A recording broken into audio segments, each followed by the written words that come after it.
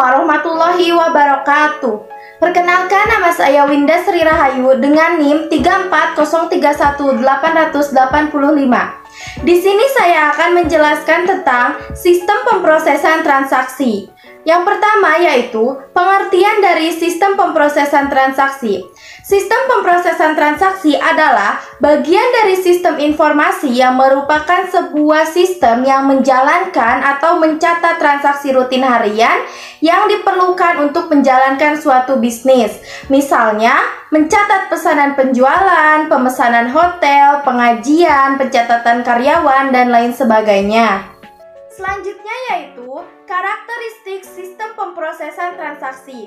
Sistem pemrosesan transaksi ini sangatlah diperlukan oleh sebuah perusahaan, organisasi, instansi pemerintah, dan lembaga lainnya untuk mengolah data-data induk dan data transaksi. Apabila perusahaan dapat membangun sistem pemrosesan transaksi ini dengan baik, maka perusahaan juga dapat memanfaatkannya dengan baik. Sistem pemrosesan transaksi ini memiliki 6 karakteristik. Yang pertama adalah mencatat data ke dalam basis data. Data-data yang dicatat meliputi data-data induk dan data transaksi. Data induk yang dimaksud adalah data yang lengkap dan dapat berdiri sendiri, misalnya seperti data pegawai, data barang dagangan, data pelanggan, dan lain-lain.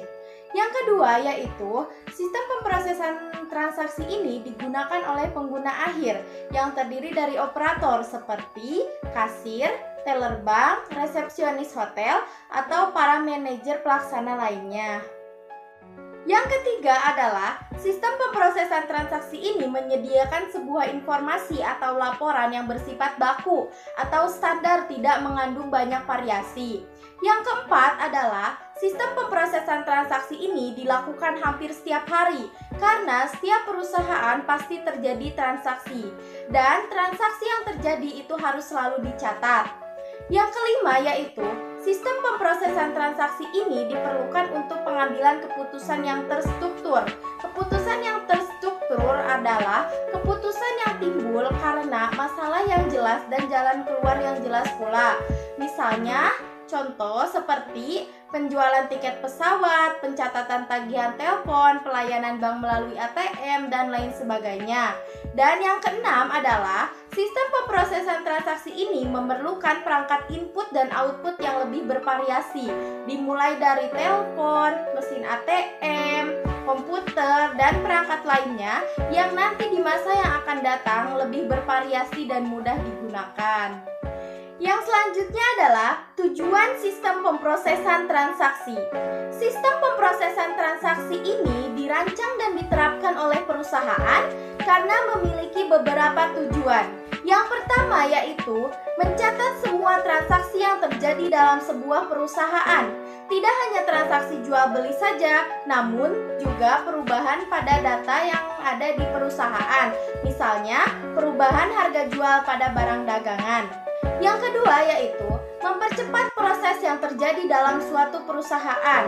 Misalnya, sebuah biro perjalanan yang akan menjualkan tiket perjalanannya ke tujuan tertentu. Yang ketiga yaitu menyediakan informasi atas kegiatan operasional dengan akurat dan tepat waktu.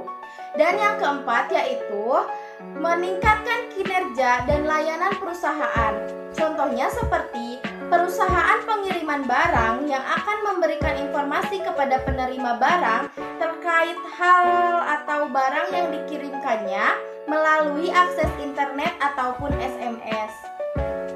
Selanjutnya yaitu tugas pokok sistem pemrosesan transaksi.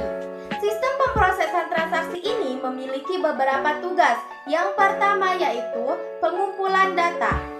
Setiap organisasi yang berinteraksi langsung dengan lingkungannya dalam penyedia jasa atau produk pasti memerlukan sistem pengumpulan data transaksi yang bersumber dari lingkungannya. Yang kedua yaitu memanipulasi data.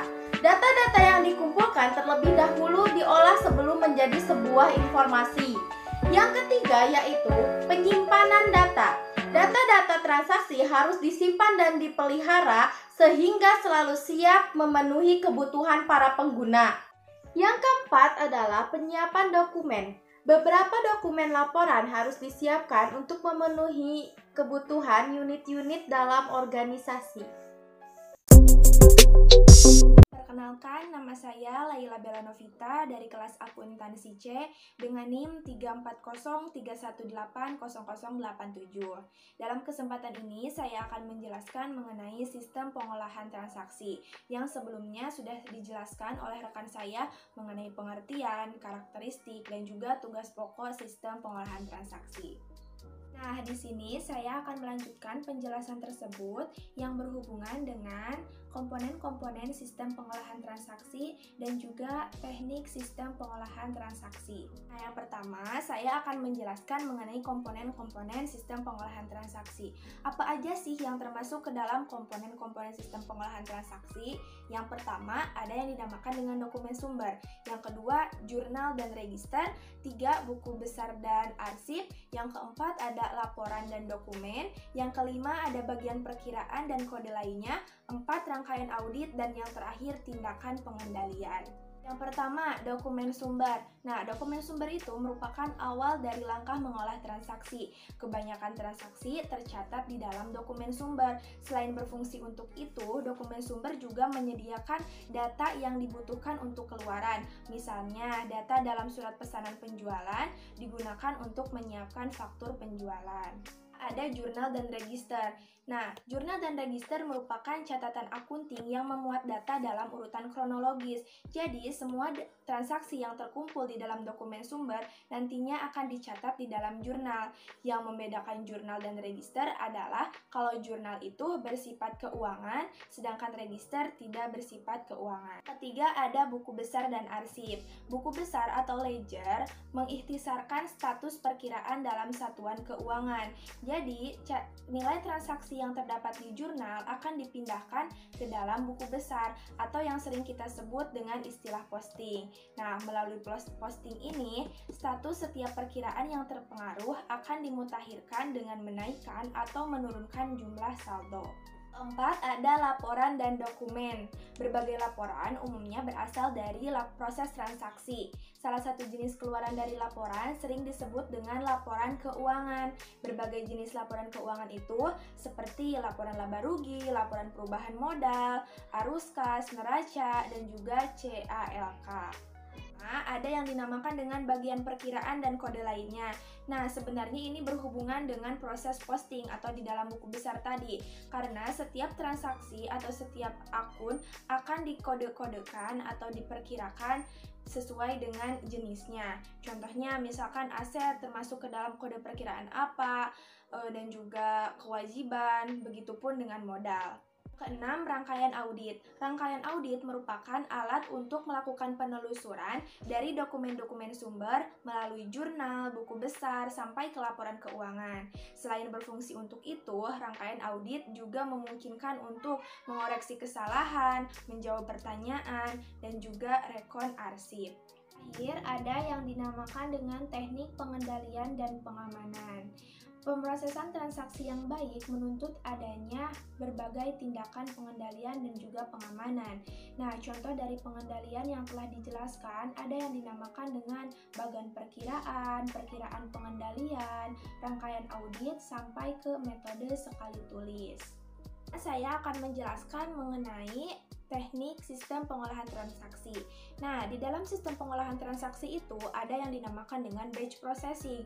Nah, batch processing itu merupakan teknik di mana data yang akan diproses atau program yang akan dijalankan dikumpulkan menjadi beberapa kelompok agar pemrosesan data dapat lebih nyaman, efisien, dan cepat. 2, ada yang dinamakan dengan online processing. Nah, online processing ini merupakan metode interaktif memproses transaksi di mana setiap transaksi diproses saat dimasukkan. Nah, ini merupakan cara otomatis untuk memasukkan data, memproses data, atau laporan secara terus-menerus sebagaimana digunakan ketika dokumen sumber tersedia. 3, ada yang dinamakan dengan real-time processing. Nah, real-time processing itu merupakan metode pengolahan data yang memiliki kemampuan respon yang cepat untuk memperoleh data dari suatu aktivitas atau proses fisik, melakukan perhitungan, dan juga mengembalikan proses dengan cukup cepat untuk mempengaruhi output yang dihasilkan. Selanjutnya dan yang terakhir ada yang dinamakan dengan inline processing. Nah, untuk inline processing ini merupakan perpaduan antara batch dan online. Jadi misalnya pengolahan transaksi di supermarket, di mana transaksi melalui point of sale langsung dilakukan online, tetapi pengolahan lebih lanjut tentang persediaan dilakukan setiap jam 10, misalnya seperti itu. Nah, itu tadi merupakan penjelasan singkat mengenai komponen-komponen sistem pengolahan transaksi dan juga teknik sistem pengolahan transaksi. Sebagai penutup, kami dari kelompok 2 mengucapkan terima kasih dan semoga apa yang kami sampaikan mengenai sistem pengolahan transaksi dapat bermanfaat bagi semuanya. Terima kasih. Wassalamualaikum warahmatullahi wabarakatuh.